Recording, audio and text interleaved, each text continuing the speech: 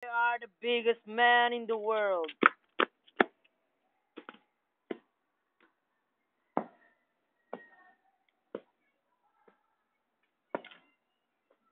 Pinapatay po niya ang tao sa Israel. Tuntua po siya sa pagdurog ng mga leeg nito. Tanggal po ang buto. Wawa, duguan. Wawa naman po. Nakakatakot po talaga ang higante. Buti lang po, di po tayo pinupuntahan. Buti po hindi na pinupuntahan.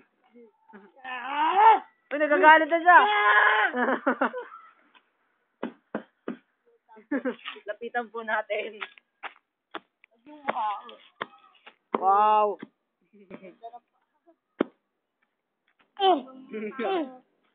Kawawa po mga tao. Ayan po yung mga tao.